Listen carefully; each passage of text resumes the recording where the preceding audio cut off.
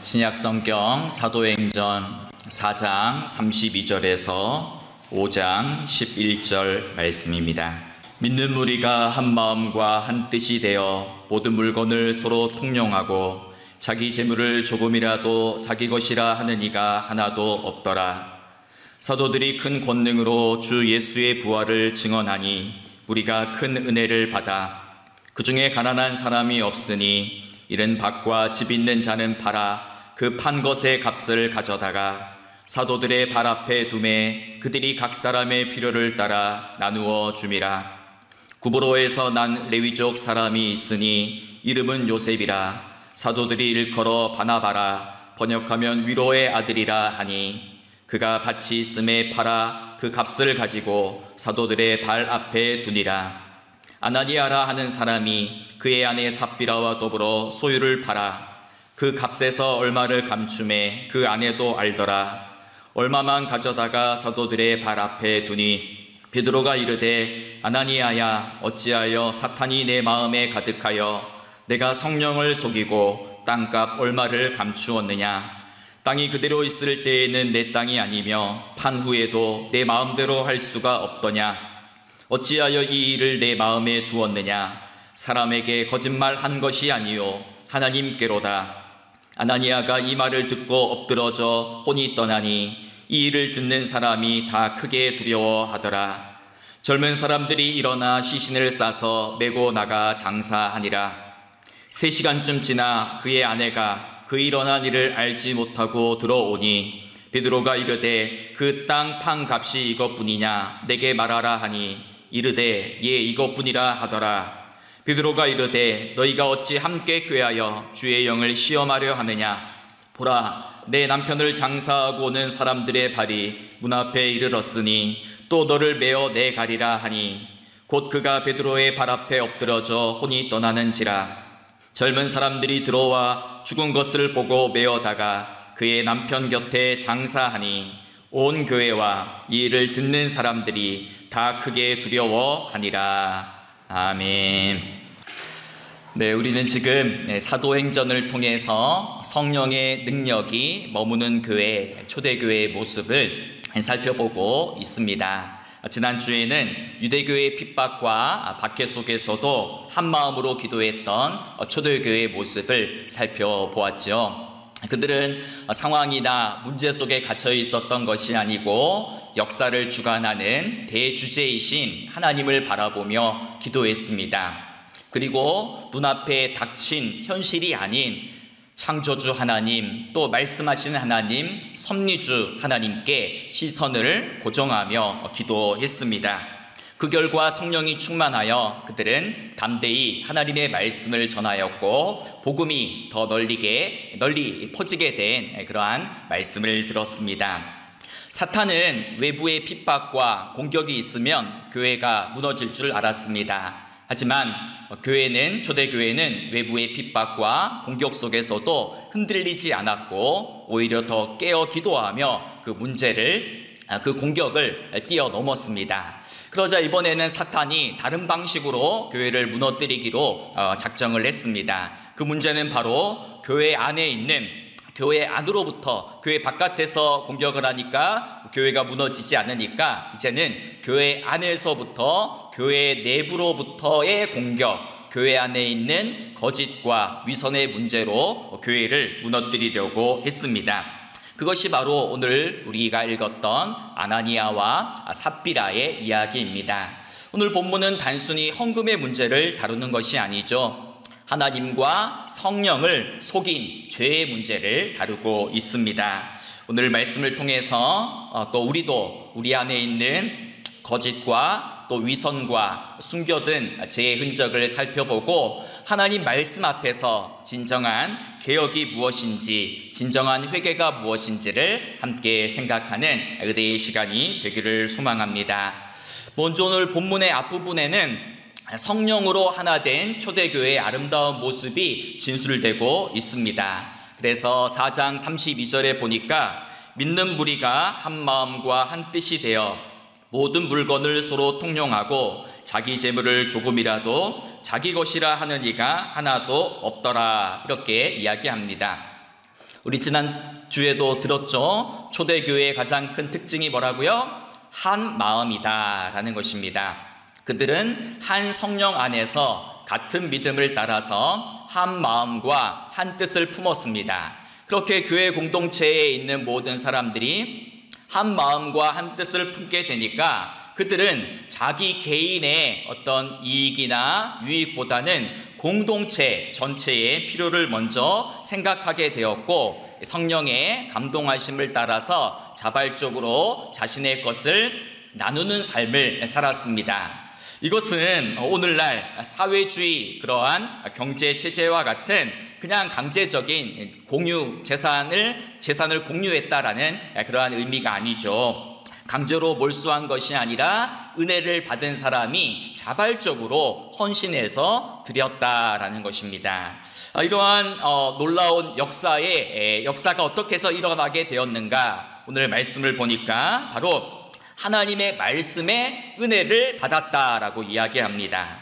33절 이하에 보면 사도들이 큰 권능으로 주 예수의 부활을 증언하니 무리가 큰 은혜를 받아 그 중에 가난한 사람이 없으니 이는 밭과 집 있는 자는 팔아 그 판 것의 값을 가져다가 사도들의 발 앞에 두매 그들이 각 사람의 필요를 따라 나누어 줌이라. 이렇게 말씀하고 있죠. 초대교회 성도들은 하나님의 말씀, 특별히 주 예수 그리스도의 부활에 관한 말씀을 듣고 그 말씀에 큰 은혜를 받았습니다. 그리고 그 말씀을 듣고 보니 깨달음이 있었던 거죠. 내가 가진 모든 소유는 다 하나님의 것이구나.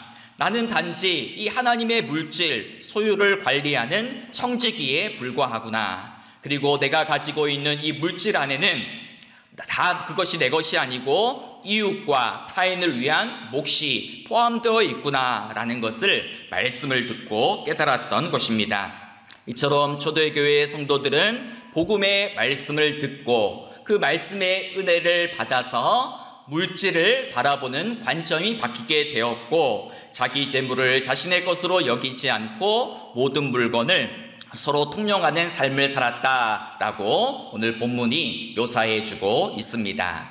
이러한 인물의 대표적인 인물로 소개되는 사람이 바로 바나바입니다. 바나바는 구브로 출신의 레위족 사람인데 본명은 요셉이었고, 특별히 이 바나바는 교회 안에서 사람들을 세워주고 격려하고 위로하는 일을 잘 했습니다. 그래서 사도들은 이 바나바를 가리켜서 위로의 아들이다라는 그러한 별명을 붙여주었습니다. 그런데 이 위로의 아들 바나바가 하나님의 말씀을 듣고 큰 은혜를 받아 자신의 큰 재산을 팔아서, 땅을 팔아서 그 값을 사도들의 발 앞에 두었다라고 이야기하죠. 사도들의 발 앞에 내려놓았다라는 말의 의미가 무엇입니까? 그것은 이 물질을, 이 모든 것을 전적으로 하나님께 드립니다. 하나님께 헌신합니다. 하나님께 맡깁니다. 라는 그런 고백을 했습니다.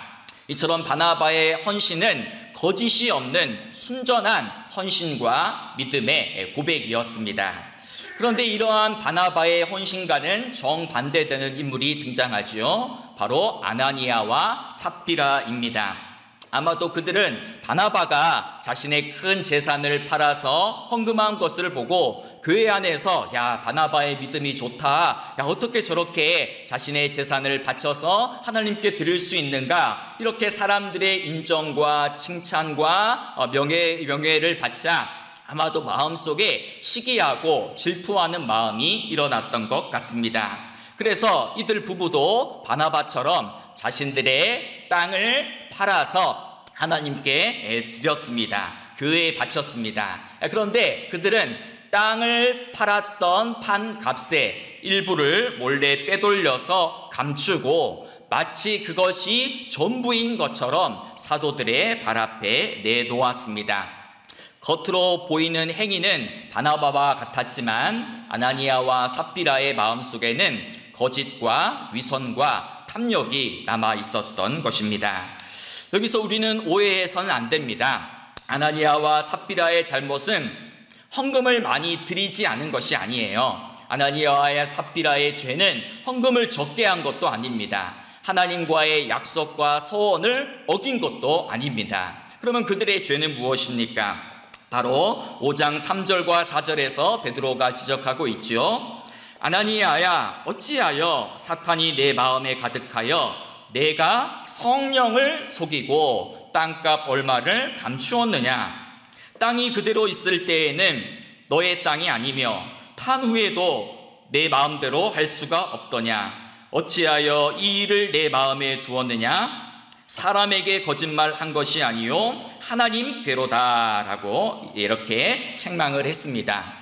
무슨 말입니까? 아나니아와 삽비라에게는 자기 땅을 마음대로 소유하고 처분할 수 있는 그러한 자유와 권리가 있었다라는 것입니다. 그래서 하나님께 드리려고 땅을 팔았는데 판 후에도 마음이 바뀌었다면 드리지 않아도 전혀 문제될 것이 없다라는 것입니다. 그리고 그 땅을 판 값을 가지고 전부를 드리지 않고 일부분만 떼어도 전혀 문제될 것이 없다라는 것이죠. 지금 아나니아와 삽비라의 죄는 무엇입니까? 헌금을 얼마 드렸느냐, 그 문제를 다루는 게 아니에요. 일부를 드리고 마치 전부를 드린 것처럼 하나님과 성령을 속였다라는 것이 문제입니다. 즉 아나니아와 삽비라는 헌금을 드리면서도 사람들에게 보이려고, 사람들의 인정과 칭찬을 받으려고 성령을 속였다, 하나님 앞에 거짓말을 했다, 그것이 바로 죄다라고 이야기하는 것이죠. 오늘 본문 2절과 3절에 보면 아나니아와 삽비라가 그 땅 판값의 얼마를 감추었다라고 이렇게 이야기하죠. 여기서 감추다라는 말은 착복했다, 빼돌렸다, 횡령했다라는 그러한 뜻입니다. 그런데 여기 사용된 똑같은 원어가 어디에 나오냐면 구약 여호수아 7장에 나옵니다. 여호수아 7장에 보면 아간의 범죄가 이제 발각되는 장면이 나오거든요. 아간이 누굽니까? 가나안 정복 전쟁에서 하나님 말씀하셨죠. 너희가 가나안 땅에 들어가서 그 땅을 차지할 때는 그 땅의 모든 것들을 남김없이 다 불사르고 하나님께 바쳐야 된다. 그런데 이 아간이라는 사람은 하나님께서 금하신 전리품 중에 일부를 몰래 빼돌리고 착복하고 숨겨두었다가 이제 그것이 발각되고 이 일로 인하여서 여리고성, 가나안 땅에 들어가서 가장 큰 성인 여리고성은 쉽게 무너뜨렸는데 아이성 전투에서는 패하게 되었습니다. 그래서 여호수아가 하나님께 묻죠. 아니 이 아이성, 작은 성을 정복하지 못하고 전쟁에서 패한 이유가 무엇입니까? 라고 물으니까 하나님은 아간의 감추인 죄를 지적하셨고 결국 아간은 그의 가족들과 전부 돌에 맞아서 아골 골짜기에서 심판을 당하게 되었다라는 그런 이야기입니다. 아간이 시날산에 있는 아름다운 외투 한 부를 몰래 감추었던 것, 이것을 성경은 개인적인 어떤 일탈이나 탐욕의 문제로 다루지 않고 공동체 전체의 거룩함을 훼손하는 문제다라고 지적하고 있는 것입니다. 여러분, 오늘 이 사도행전을 지었던 이 누가라는 사람은 바로 이 아나니아의 죄가 아간의 죄와 똑같은 죄다라는 것을 지적하고 있는 것입니다. 즉 아나니아의 죄는 단지 돈의 일부를 감춘 게 아니고 헌금을 적게 한 것이 문제가 아니고 성령을 속인 죄, 교회의 거룩함을 파괴한 죄, 공동체를 무너뜨리는 죄였기 때문에 하나님께서는 아주 무섭게 이 문제를 다루셨다라는 것이죠. 그래서 종교개혁자 장 깔뱅은 오늘 본문 속에 본문을 주석하면서 아나니아의 죄가 도대체 무엇인가, 그것을 6가지로 정리를 했습니다.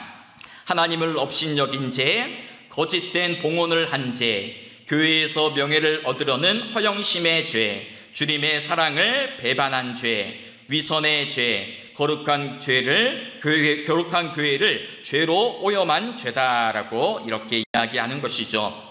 이처럼 하나님께서 이 아나니아와 삽비라 부부의 목숨을 그 헌금 좀 몰래 속여서 드렸다고 어떻게 목숨을 빼앗아 갈 수 있는가, 이런 생각이 들기도 하지만 하나님께서 이 사건을 통해서 주시는 메시지는 분명합니다. 하나님을 속이지 말라. 성령을 속이지 말라. 사람은 속일 수 있지만 하나님의 눈은 속일 수 없다라는 것입니다. 그리고 교회 안에서 거짓된 경건과 위선은 교회를 무너뜨리고 복음의 능력을 약화시킨다라는 것을 말씀해주고 있는 것입니다. 아나니아의 죄는 개별적인 개인적인 죄 같으나 실제로는 교회 전체의 성결함을 깨뜨리고 복음 전파의 사역을 가로막는 공적인 죄다라는 것을 지적하는 것이 바로 오늘 본문입니다.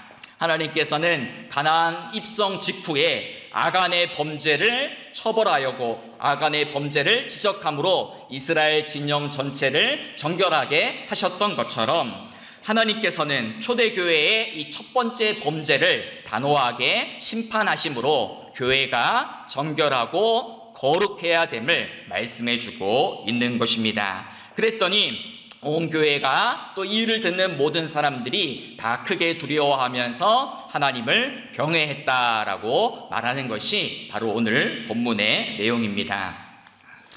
여러분, 오늘은 우리 종교개혁주일이죠. 1517년 10월 31일에 마르틴 루터가 독일 비텐베르그 성당 문에다가 당시 중세교회의 잘못을 지적하는 95개의 반박문을 게시해서 종교개혁의 불을 지핀 날을 기념하는 날이 오늘입니다. 95개의 반박문을 적었다라고 하는데 여러분, 혹시 이 반박문을 읽어본 적이 있으세요? 요즘 인터넷이 잘 되어 있으니까 한번 검색해 보세요. 95가지의 중세교회의 잘못이 무엇인가? 그 첫 번째 항목은 이렇습니다.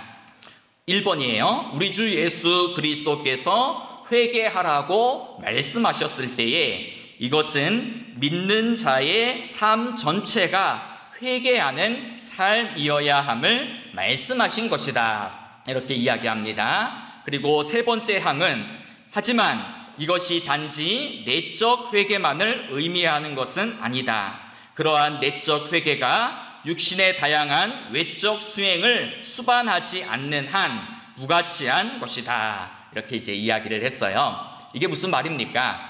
종교개혁이라는 것은 교회의 제도나 교회의 어떤 교리의 개혁이 아니고 삶의 개혁이었다라는 것입니다. 회개로부터 시작된 개혁이었다라는 것이죠. 믿는 사람들이 믿는 사람들의 삶에 회개가 일어나야 되는데 부분적인 회개가 일어나는 것이 아니고 우리 삶의 전체에 우리의 일상을 포함한 우리 삶 전체에 회개가 일어나야 합니다. 이것을 이야기한 것이 바로 95개조 반박문의 첫 번째 항목이었다라는 것입니다. 그리고 회개해야 되는데 무엇을 회개해야 됩니까? 믿는 자의 삶 전체가 회개하는 삶이어야 된다. 그리고 이때 말하는 회개라는 것은 단지 마음으로 뉘우치고 눈물 흘리는 감정적인 회개가 아니라 가던 길을 멈추고 삶의 방향을 돌이키는 외적인 행동으로 표현되는 그러한 회개가 필요하다라는 것을 이야기한 것이죠. 여러분, 우리는 이제 종교개혁이라고 하면 교회를 개혁하는 것이다, 조직을 개혁하는 것이다 라고 생각하지만 중세 교회의 타락을 경계하고 종교개혁을 일으킨 자들은 교회를 다시 정의했죠. 교회란 무엇입니까? 십자가만, 지붕에 십자가만 달려있다고 그것이 교회가 아니고 진짜 교회는 예수 그리스도를 삶의 주인으로 고백하는 사람이 바로 내가 바로 교회다라는 것을 종교개혁자들이 밝혀주었습니다. 따라서 종교개혁이란 무엇이겠습니까? 종교개혁이라는 것은 복음과 하나님의 말씀 앞에서 날마다 우리의 일상을 돌아보고 그 말씀 앞에서 나의 삶에 진정한 회개가 일어나고 나의 삶을 하나님 말씀에 비추어서 새롭게 개혁하는 일이 바로 진짜 종교개혁이다라는 것이죠. 그래서 종교개혁은 교회로부터 시작되는 것이 아니고 우리들의 일상적인 삶의 자리로부터 개혁이 시작되어야 된다라는 말입니다. 여러분, 종교개혁이 아주 많은 그런 공헌을 했어요. 그 공헌 중에 하나가 뭐냐면 일상의 재발견입니다. 종교개혁의 놀라운 공헌 중에 하나는 우리의 일상을 재발견한 겁니다. 중세교회는 이렇게 이분법적인 사고를 가지고 있었습니다. 성과 속, 거룩한 것과 속된 것이 있다. 그래서 교회 안에서 하는 일은 무조건 다 영적이고 가치 있는 일이고, 교회 바깥에서 하는 일은 모두 다 속되고 가치 없는 일이다. 이렇게 생각했어요. 그러니까 누구만 거룩한 사람입니까? 교회 안에서 일하는 사제나 신부나 수도사들만이 영적인 그리스도인이고, 교회 바깥에서 장사하거나 농사를 지으면서 살아가는 사람들은 다 세속적인 그리스도인이다 라는 이런 이분법적인 사고를 가지고 있었습니다.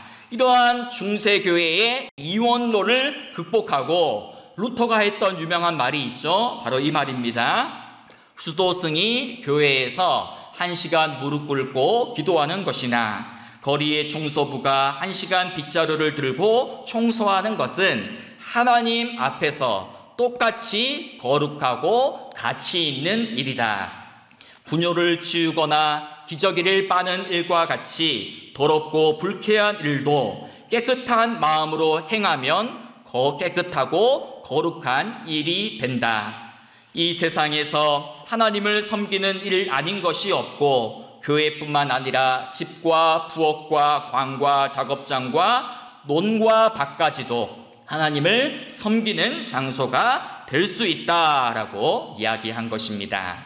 무슨 말입니까? 이 소명이라는 것은 목사님이나 어떤 선교사님들, 어떤 특별한 영적인 사람들에게만 주어진 것이 아니라 내게 주어진 모든 일상 속에서 하나님을 사랑하고 섬기는 마음으로 정성을 다해서 살아가는 그 모든 삶이 바로 우리의 소명이다라는 것이죠. 하나님께서 우리에게 맡겨주신 직업, 우리에게 맡겨주신 모든 일을 성실하게 수행하는 것 자체가 바로 하나님을 향한 직접적인 봉사가 된다라는 것입니다. 여기서 바로 우리 개혁교회의 중요한 교리가 나왔죠. 바로 직업 소명의 교리, 만인 제사장설이 나왔습니다. 여기서 중요한 교리가 나온 거예요. 바로 이 직업 소명의 교리, 만인 제사장설 어렵습니다. 이 말을 쉽게 목사님 얘기해 주세요. 이렇게 이야기한다면 바로 밑에 말입니다. 일상의 거룩함을 회복하라는 것입니다. 일상의 거룩함을 회복하라. 거룩은 일상 속에 있다라는 것입니다.